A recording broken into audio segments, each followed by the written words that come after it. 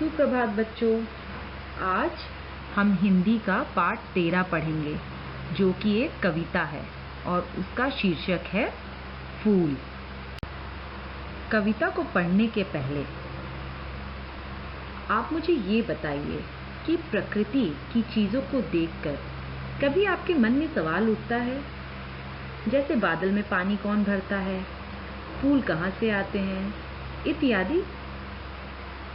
ये सारी चीजें कहीं न कहीं विज्ञान से जुड़ी होती हैं।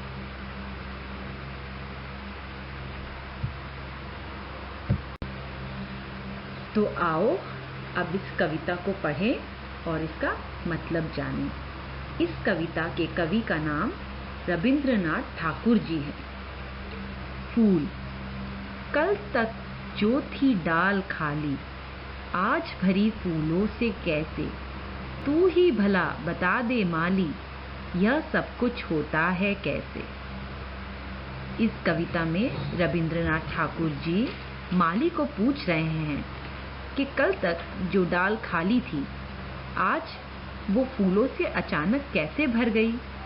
तुम ही बताओ माली, ये सब होता है कैसे। इस प्रश्न पर माली उत्तर देते हैं, तरु के ही भीतर से भैया होता है फूलों का आना, कौन कहाँ मुंह ढाके सोता, कौन जानता पता ठिकाना। माली उस प्रश्न पर उत्तर देते हैं कि तरु से ही यानी कि पेड़ के भीतर से ही भैया फूल बाहर आते हैं और कहाँ मुंह ढाके सोते हैं, उनका पता ठिकाना कोई नहीं जानता। रहते हैं कोने में दुबके, कान खड़े रहते हों जैसे, हवा बुलाती चुपके चुपके, उसको सुन लेते हैं कैसे।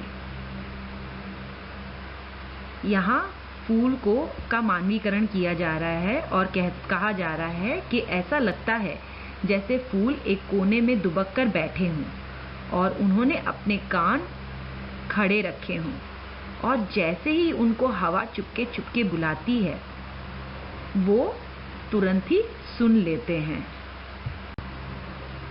फिर तो देर न कर पाते ये, जल्दी जल्दी में मुंह धोकर, सज धज रंग पहनकर अनगिन, भीतर से आ जाते बाहर। कवि कहते हैं आगे, जैसे ही उन्हें हवा बुलाती है वो तुरंत हवा की आवाज़ सुनते हैं और फिर उनसे रहा ना जाता और बिना देर किए वो जल्दी जल्दी अपना मुंह धोकर, सज धज कर, अपने अनगिन रंगों को पहनकर तुरंत बाहर आते हैं।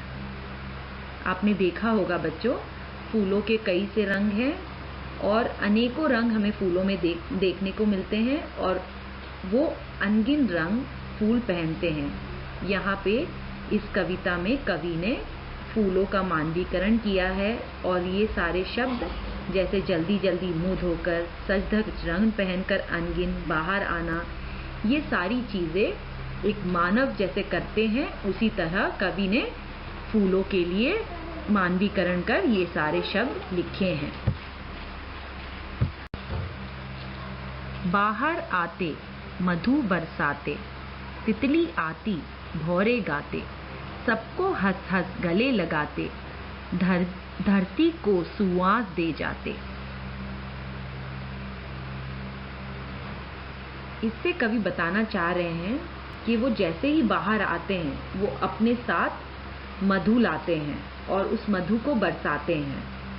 मधु बरसाना यानी कि जो फूलों का रस होता है, जिस पर तितली और भौरे आकर अपना पेट भरते हैं।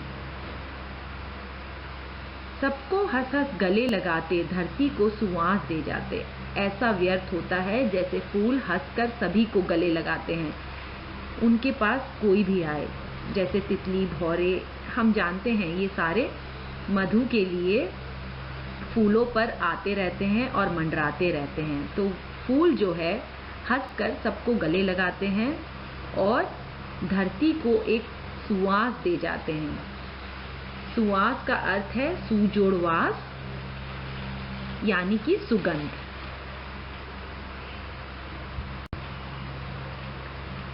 बच्चों, मैं आशा करती हूँ इस पीपीटी द्वारा आपको कविता को समझने में आसानी होगी। धन्यवाद।